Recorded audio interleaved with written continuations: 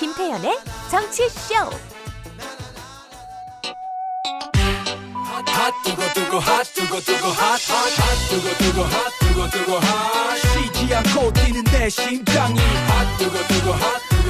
여기도 타짜. 기다리던 시간이 왔습니다. 원래 제가 전임이 진행할 때도 제일 좋아했던 코너가 서초동 까투리. 왜냐고? 내가 나오니까. 그 다음에 두 번째가 좋아하는 게 여도 타짜. 제가 여도 타짜 할 때 항상 이동 시간이어서 항상 들었거든요. 너무 재밌었어요. 근데 그동안 수요일마다 제가 진행을 못 해가지고 하고 싶었는데 오늘 처음 만났습니다. 여도 타짜 최고의 시그니처 코너 윤태권 더모아 정치분석실장 장성철 공감과 논쟁 정책센터 소장 오셨습니다. 안녕하세요. 안녕하세요. 반갑습니다. 제가 왜 이거 앞에 직책을 읽을 때 헷갈리냐면 친구고 형이니까 형 그리고 이름을 부르니까 앞에 게 제가 말이 안 읽었어요. 훌륭하신 분들입니다. 최고의 정치 컨설턴트. 제가 항상 질문하면 언제나 답을 해주시는 두 분과 함께 정치 얘기를 해볼 건데 그때 들어보니까 우리나라 최고의 정치 컨설턴트 1등이 지금 정무수석 계시는 이철이 당시 소장이고 그렇죠. 2, 3등이 본인들이 다 이렇게 얘기하지 않았습니까? 그죠? 그렇죠. 이제 그분은 가셨으니까. 네, 가셨어요. 1등 윤태권, 2등 장성철. 이렇게 들어보죠. 네. 근데 옛날에 저한테 하셨던 얘기들 들어보면 뭐 1, 2등 아닌 것 같기도 하고. 선서할까요? 선서부터 하고 할까요? 청문회 얘기부터 할 건데 장관 후보자 5명이 있잖아요. 근데 뭐 7대 배제 원칙 얘기도 나오고 제가 궁금한 건 야당이 화력을 집중하는 사람이 누구냐. 그리고 그 화력 집중하는 게 이유가 있냐라는 게 좀 궁금하거든요. 아니 집중해도 안 죽잖아요. 그냥 우리가 그냥 저 정도는 괜찮을 거라고 생각해서 국회에다가 인사청문회 보냈습니다. 청와대에서 그렇게 생각하지 않겠습니까? 저런 분들 우리가 지금 보면 국민의 눈높이에 맞지 않는데 저런 분들을 내세웠다는 것 자체가 인사 검증 시스템이 망가졌거나 아니면 저 정도는 괜찮겠다고 생각을 했거나 아니면 할 사람이 없었거나 이 세 가지인데 이 세 가지 다 문제다라고 생각이 들면서도 살다가 밀수하는 장관을 봐야 되나. 참 우리 대한민국이 이상해졌다라고 생각합니다. 그러면 저 장성철 소장 보시기에는 한 명에 집중한다. 한 명을 예를 들어 야당 입장에서 무조건 낙마시켜야 된다라고 하면 누구? 저는 임혜숙 과학기정통부 장관 후보자. 그래요? 근데 방금 전에는 뭐 박준영 해수부 장관 얘기한 거 아니었어요? 밀수? 그거 밀수야. 본인이 사용하다가 좀 남아서 팔았다고 하니까. 그런데 임혜숙 밀수를 해도 되는데 가족 동반 외우나 학교에 안 되는 거예요? 10개가 너무 많아요. 이것저것? 그리고 공과 사를 구별을 잘 못한다라는 생각이 듭니다. 그러니까 그런 실수 잘못 저지를 수 있는데 그것을 해명하는 데에서 상당히 부적절하다라고 보여져요. 저는 약간 다른 각도에서 이야기를 해볼게요. 어제 이제 5명 인사청문회를 했잖아요. 저는 이제 김기현 국민의힘 원내대표 원내 전략을 조금 잘 모르겠다. 5명 이렇게 한꺼번에 해버리면 원래 여당은 이렇게 하려 그래요.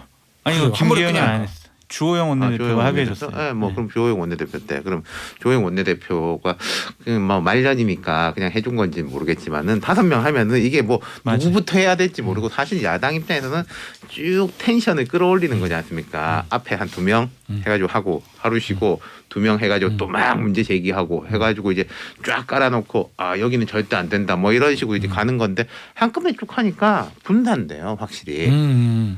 그렇죠. 그리고 오늘 또 휴일이잖아요. 뭔가 탁 가라앉는 느낌이 있어요. 그리고 두 번째로는 쭉 5분이 있는데 국민들 입장에서 볼 때 저도 사실 그런데 이름도 헷갈릴 정도로 인지도가 낮아요. 다 관료 출신의 임혜숙 후보자는 과학자, 전문가 출신이에요. 이게 무슨 말씀이냐면은 정치적으로 유명한 사람이면은 이 느낌이 이미지가 여당, 청와대하고 직결되는 이미지인데 여기들의 흠결 내지는 의혹은 그냥 각자의 거로 뭐 부인이 밀수했다. 이 사람 잘못했네.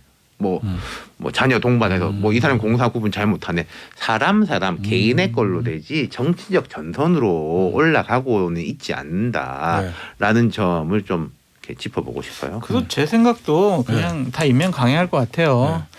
정의당에서 뭐 데스노트에 올렸지만 작년 4월 총선 이후로 정의당의 데스노트가 그렇게 큰 효과도 발생시키지 못하고 있기 때문에 기본적으로 그냥 강행할 것 같다. 저는 이런 생각해봤어요.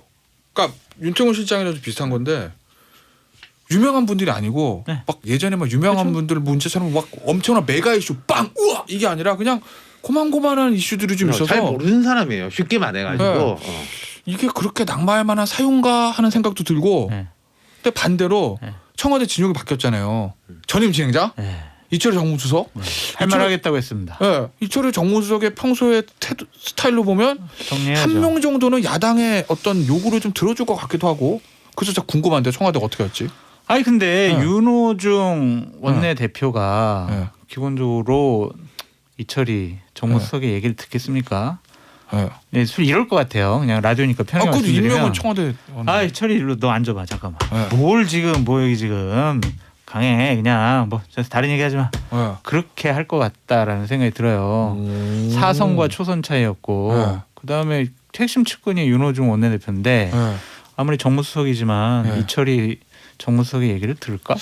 전화 오겠는데. 저는 이거 여론하고 전화주세요. 야당에 달렸다고 생각해요. 여론하고 야당과. 그러니까 이게 이제 오늘 조금 가라앉았는데 또 휴일 지나고 나면 이제 총리 청문회도 있지 않습니까? 아마 야당 입장에서는 총리 청문회까지 보고 이걸 이제 엮어가지고 뭐 어떻게 하려고 할 것 같은데 5명 중에서 뭐 한두 명에 대해서 조금 더 집중되고 여론이 이게 막 올라올 경우에는 사실 여권이 부담될 수밖에 없죠. 4.7 재보궐 선거 이전하고 이후랑 명확하게 다른 거거든요. 정말로 여론도 반발하고 야당도 뭐 결사 반대를 하는데도 불구하고 가느냐라는 거랑 예컨대 저는 오늘 정도 분위기면요. 별로 부담이 없을 것 같아요. 뭐 야당이 좀 뭐라고 하지만은 국민들이 엄청나게 막 붕괴하는 것도 아니고. 그러니까 메가 이슈. 그렇죠. 뭐 이런 이 정도면은 국민들의 뜻을 거스른다라고 보기는 쉽지 않다. 임명을 하더라도. 제가 이제 여당도 해보고 또 중요한 일도 해보지 않았겠습니까? 내막도 많이 봐보고. 그렇죠. 이거는 망하는 길로 가는 흐름이다라고 전 말씀드리고 싶어요. 망하는 흐름이란 건. 어쨌든 사람이 제일 중요하잖아요. 근데 저 정도도 문제 없다라고 생각을 하면서 그냥 국회에다가 보냈잖아요.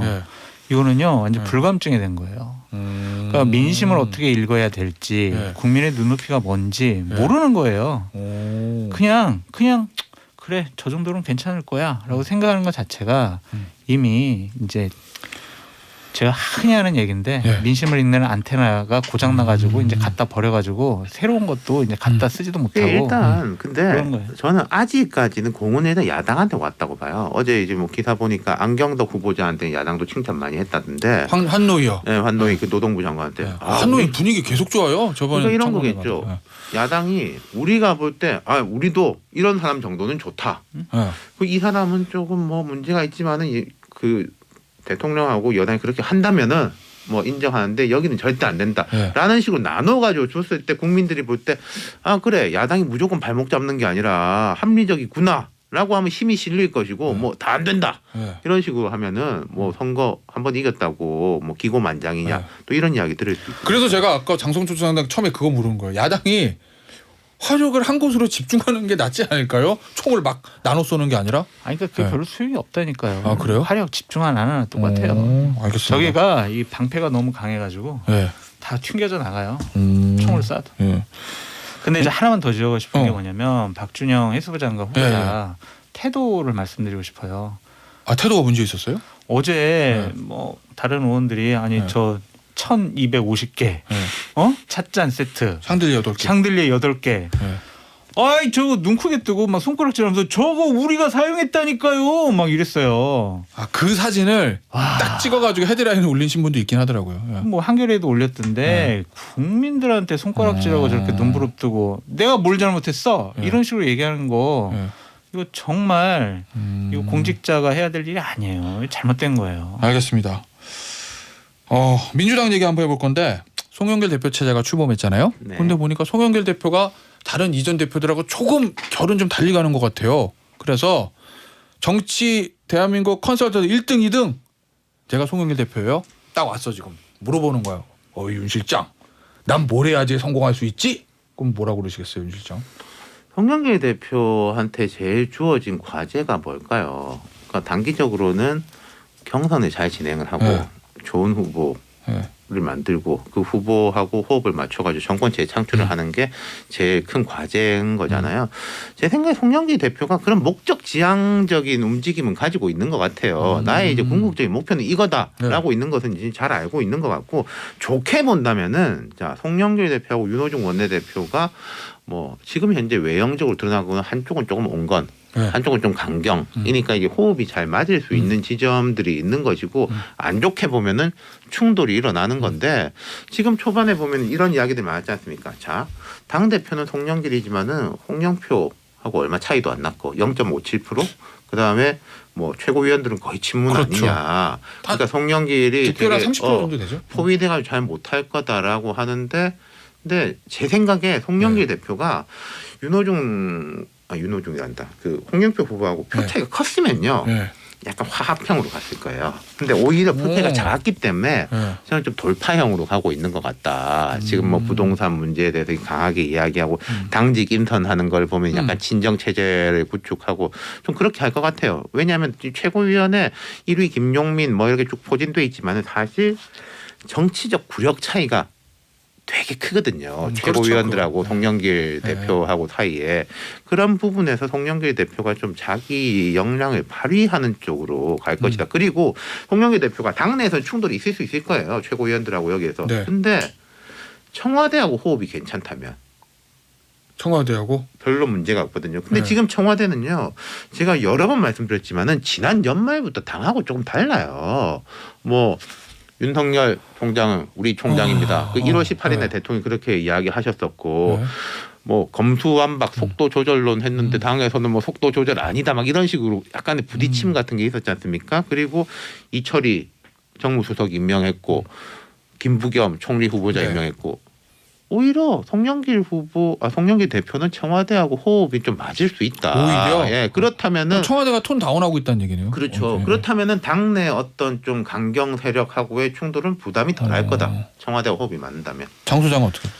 저는 해법으로 아부에라라고 말씀드리고 싶어요. 그냥 자기 고집 신념 이런 거 얘기하지 말고요. 그냥 관리자로서 자기의 역할을 한계를 명확히 규정을 하고 자기 얘기 안 했으면 좋겠어요. 누구한테 아부하라는 얘기예요? 친문 세력. 강경한 친문 세력 지지자들에게 아부를 해라. 못하러 대표예요 그러면? 그럼 대표 못하러 해요? 글쎄 대표라는 자리를 근데 그렇게 하려고 하면 대표 나왔을까? 요새 근데 제가 이 얘기를 한 이유가 뭐냐면 2014년도에 비주류인 김무성이 당대표가 되고 최고위원들이 다 친박이 됐어요. 근데 유승민이 있다가 쫓겨나고 이제 원유철까지 해서 완벽하게 장악이 됐어요. 계속 부딪혔어요. 난장판 됐어요. 옆에서 지켜보신 결과인 거죠. 그러니까 지금 송영길 대표가 자기 생각과 고집을 강요를 하기 시작을 하면요. 이거 난장판 돼요. 근데 그럼 제가 거꾸로 물어보고 싶은 게요. 그때 김무성 대표나 유승민 원내대표 등이 청와대 말씀이 오셨습니다. 국정교과서 하고 싶은 대로 해야 됩니다. 대선 주자 그런 게 어디 있습니까? 그냥 대통령이 뭐 지명해 주신 대로 하겠습니다라고 했으면은 잘 됐을까요? 했는데 1등 2등이 달라. 지금 김무성 얘기가. 대표는 계속 코드를 맞추려고 했는데 박근혜 전 대통령이 난 너 싫어 그냥 너랑 얘기 안 할래. 그러니까 거부를 하더라고요. 그래서 그러니까 그게 제 같은 말이에요. 코드를 맞추려고 해도 그런 거부를 한다면은 아니 근데 송영길 대표 같은 경우에는 문재인 대통령 후보의 총괄선대 본부장까지 하면서 코드가 맞잖아요. 뭐 무대도 기본적으로 그걸 했긴 했지만 친박 세력들이 워낙 싫어해가지고 그래서 어쨌든 자기 생각하면 난장판 된다니까요. 그러니까 그냥 코드 맞춰서 하시라. 아니 근데 이게 보니까 두 사람 얘기가 다른 게 앞부터 윤정훈 실장 그 얘기하셨잖아요. 청와대하고 은근히 코드가 맞을 수 있다. 그렇죠. 그러면은 잘 갈 수 있는 거 아니에요? 본인 목소리로. 근데 이 송영길 대표도 예전에는 코드가 안 맞았던 건 제가 인정. 그러니까 김무성 대표하고 박근혜 대통령. 대표도 본인 생각이 좀 강한 분이에요. 그래서 윤호중 뭐 김용민 이런 최고위원들이 여러 가지로 다른 얘기를 하게 되면은 뻐럭할 것 같아요. 뭐 이거 그러니까 그런 것들 다 누르시고 그냥 대선 후보 관리 잘하겠다 그 생각만 하시죠. 약간 이게 국민의힘에 이런 게 있는 것 같아요. 민주당 쪽 사람들이 그런 이야기 하잖아요. 황교안이 그립다. 민주당에서. 민주당에서. 그건 그리웠겠죠. 나경원 온다니까 이게 좋은 것 같아. 그게 국민의 입장에서도 민주당이 제발 안 변해야 될 텐데 제발 강경파들이 하자는 대로 가야 될 텐데 약간 그런 마음들을 가지고 있는 거 아니에요? 그러니까 주도권은 윤호중 원내대표 김용민 최고위원이 갖고 있다. 네. 그 송영길 대표 자기 고집 부리지 말아라. 네. 그래야 살아남을 수 있다라고 말씀드립니다. 일단 송영길 대표가 우리 방송을 듣고 계신지 모르겠으나 대한민국 아니 근데 정치 컨설팅 1등, 2등 해법이 달라 지금. 하나만 더 얘기할게. 네. 나는 그 이미 글렀다고 생각하는 이유가 뭐냐면 송영길 대표가 아이고 컨설팅 받아 답을 줘야지 무슨 글렀어 이런 거 하면 어떡해요. 아니 근데 어제 그 우리 네. 컨설팅하기 전에 이미 행동을 하셔가지고요. 네. 어제 현충원 가가지고 네. 박정희 대통령 묘소 참배해가지고 그동안의 헌신에 감사드립니다. 네. 이승만 대통령 가서 뭐 독립운동 뭐 이런 얘기 하셨단 말이에요. 네. 친문 지지자들이 난리가 났을 거예요. 못 견뎌요. 이 민주당에도 되게 논란거리였는데 그 정리한 사람이 누군지 아세요? 몰라요. 문재인 대통령이에요. 뭐라고 문재인 대통령이 대표 됐을 때부터 모든 대통령 다 참배하는 그 말할까 관행을 만들어서 그 그거는 이후에 문재인이었으니까 추미애, 가능했지. 이해찬까지 네. 다 했어요. 그걸 이제 남들은 안 했다가 홍영길만 했으면은 막 시비가 걸릴 수 있는데 워딩이 나갔잖아, 워딩. 저희가 한 달, 헌신이라는 워딩이 나가서 그랬다니까. 한 달 정도 있다가 네. 송영길 대표 체제를 점검을 해보면서 두 사람 말 중에 누가 맞는지 봅시다. 네. 1등하고 2등. 네. 자, 국민의힘 얘기 할 거예요. 김기현 원내대표가 됐잖아요. 근데 김기현 원내대표 당직 인선을 보니까 원내수석부 대표가 최측근이잖아요. 추경호 의원, 황교안 전 대표의 최측근, 그리고 전희경. 비서실장 아마 전희경. 전희경 전 의원, 황교안 대표 때 대변인, 그리고 영남. 그래서 예전으로 가는 거 아니냐라는 시각들이 좀 있던데. 예전으로 간다는 것보다 네. 주호영 전 원내대표 속칭해서 뭐 해라 이런 것 같아요. 뭐 주호영 해라? 원내대표 네. 견제. 네. 주호영 원내대표를 안 되게 하기 위해서. 네, 같은 영남인데. 근데 이번에 네. 원내대표 선거 때 주호영 원내대표가 권성동 의원을 밀었거든요. 아, 예전에 저 바른정당 같이 있어서 그런가? 그것도 그렇고 김기현 영남, 네. 당대표 영남, 이거 영남당 이거 네. 안 돼. 이번에는 저기 그냥 원내대표는 네. 비영남 해야 네. 돼라고 해서 밀어가지고요. 네. 되게 열받아하고 있어요. 김기현 원내대표. 저는 지금 그래서 그렇게 국민의힘이 포석을 깐 것 같아요. 그게 좀 문제라고 생각해요. 뭐 이렇게 문제가 할 뭐 수도 한두 있고 가지입니까? 저렇게 할 수도 있어요. 사실 A라는 걸 선택하느냐 네. B라는 걸 선택하느냐는 거는 선악의 판단이 아니라 결과론적으로 책임지면 되는데 네. 지금 이 흐름이 방금 말씀하신 대로 목적 지향형이지가 않은 것 같아요. 그래서 목적 지향형이라는 거는 우리가 정권 교체를 하기 위해서 대선. 4.7 재보궐선거의 좋은 흐름을 이어가기 위해서는 네. 어떻게 해야 될까? 그게 네. 목적 지향형인데 그렇다면은 네. 거기도 해법은 다를 수가 있는데 지금 이 움직임을 보면은 좀 이쪽은 안 되고 네. 내가 좀 이렇게 더 많이 차지해야 되고 뭐 최근에 뭐 황교안 전 대표가 뭐 네. 원내대표 경선 때 누구를 밀었니 안 밀었니 이런 이야기도 나오고 그 제가 인터넷에서 재밌는 걸 봤는데 누가 이제 국민의힘에 애정을 가진 분들이 제발 우리 이제는 좀 경상도 사투리 쓰는 사람들 좀 이선으로 물러나고 하니까 누가 이제 댓글에다가 황교안 그렇게 달아놨더라고요. 네. 경상도 사투리 안 쓰시잖아요. 서울 말이죠, 완전히. 그러니까 그 사람 말고 그러니까 다시 이제 대댓글에 나경원 이렇게 네. 썼는데 지금 좀 국민의힘은 약간 아슬아슬해 보입니다. 뭘 이번 아슬아슬해요. 전당대회 이미 저기 낭떠러지 예, 고개 어떻게 할 때. 걸려 있지. 아니, 네, 끝났다고 봐요 지금. 아니 그래가지고. 오래 계셨잖아요. 그 당에. 네. 예? 최고의 어떤 그 지위에도 있어봤잖아요. 네, 뭐하냐.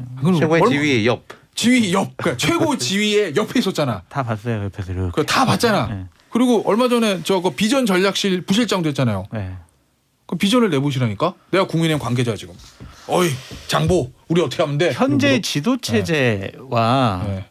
당 대표가 되겠다고 할 가능성이 높은 분들이 네. 당 지도부를 장악을 하면 네. 저것은 완전 망하는 길이다라고 보여져요. 어. 저분들이 어떤 정치적인 판단력이나 네. 어떤 여러 가지를 조정할 수 있는 과거의 어떠한 능력을 보여준 적이 없거든요. 네. 근데 그분들이 욕심을 갖고 또 대안이 없기 때문에 원내대표 당대표가 된다? 네. 그러면은요 대선 후보 관리도 잘 못할 것이고 당의 혁신과 개혁 이런 것도 다 도루묵이 될 거다. 아니 근데 지금 후보가 나온 사람은 다 그렇다는 거잖아요. 다 그렇죠. 장순. 네. 그럼 어떻게 하냐고. 결국에는 김종인 다시 네. 모셔오고 네. 윤석열 모셔오고 그래서 외부 수혈로 해야지. 네. 지금 피가 너무 더러워져가지고요. 아, 새로운 우리 피를 수혈받아야 돼. 방송 끝나면 전화 많이 올 것 같아. 전화 그러니까 많이 받을 것 같은데. 전략의 차이가 예를 들어 이런 거잖아요. 김종인 비대위원장 시절에는 네. 그래 저 하겠다고 도 하자는 대로 도 저러다가 이제 스스로 넘어지고 국민들한테 이게 될 거야 하는데 이제 네. 지금 이 김기현 원내대표는 뭐 저지하겠다 네. 이런 거잖아요. 그럼 여당이 사실은 김종인 비대위원장 때 여당이 제일 이제 안타까워했던 게 쟤네 때문에 우리가 뭘 못했다라는 큰 네. 무기를 잃었던 거거든요. 네. 근데 이제 김기현 원내대표의 이런 전략이라면은 여당한테 그 무기가 하나씩 생길 수 있을 거다. 쟤네가 발목 잡아가지고 우리가 뭘 못했다. 쟤네가 안 했으면은 우리 말대로 했으면 잘 됐을 건데 이제 쟤네가 뭐 발목 잡는다. 이런 프레임. 그 의혹 과다가 여러 가지 상황을 잘못 처리하게 될 것 같다라는 걱정스러운 전망을 해봅니다. 알겠습니다. 오늘 내일 얘기해줘요. 전화 어디서 받았는지. 왜냐면 오늘 전화를 많이 받을 것 같아. 네. 오늘 저 여의도 타짜는 여기서 마무리하고요. 다음 주 수요일 날 두 분 더 마저 모시고 또 얘기 나누도록 하겠습니다. 자, 오늘 수고하셨습니다. 감사합니다.